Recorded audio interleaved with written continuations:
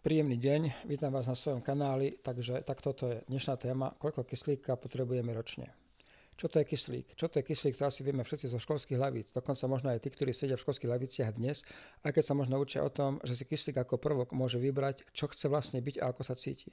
No to zatiaľ nie je našťastie možné a tá kyslík musí, či sa mu to páči alebo nie, plniť svoju úlohu na tomto svete a síce umožniť nám a aj iným živým tvorom žiť. A kde sa kyslík vzal v našej atmosfére? No nebol to od nepamäti. V našej atmosfére pred vznikom života dominoval dusík 77 až 97% a CO2 3% až 27%. Kyslík proste nebol a až 2 miliardy rokov bolo treba, aby živé organizmy odobrali zo vzdušia toľko CO2, aby sa kyslík mohol percentuálne zjaviť v našej atmosfére 0,1 až 1%.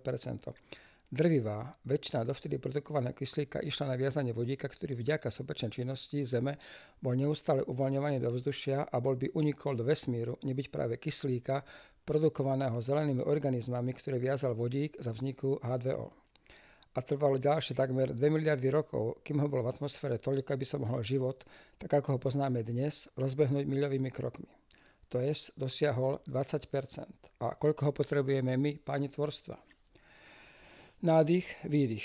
Na nádych a výdych sa 0,5 litra vzduchu vymení v plúcach. Za minútu sa nadýchneme 12 až 16 krát, čo je 7,5 litra vzduchu. Za hodinu to je 450 litrov, za deň 10,8 kubíka, za rok 3900 metrov kubických.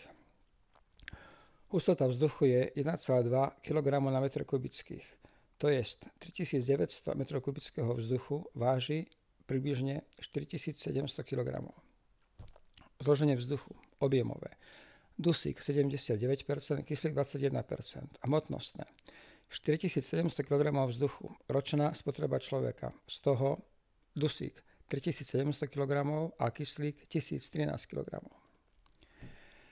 Pomer kyslíka vdychovaného a vydychovaného. Vdychovaný vzduch obsahuje 21% kyslíka.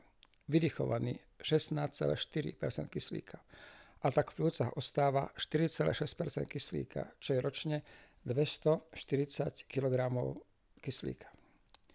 Takže pri celkovej ročnej spotrebe vzduchu na dýchanie 3900 m3, to je 4700 kg vzduchu, z neho je 1000 kg kyslíka, ktorý vdychujeme a 770 kg kyslíka, ktorý vydychujeme. A tak v našom tele ostáva 245 kg kyslíka, ktorý potrebuje ročne naše telo na všetky životné pochody v ňom prebiehajúce. Ďakujem za pozornosť a želám príjemný deň.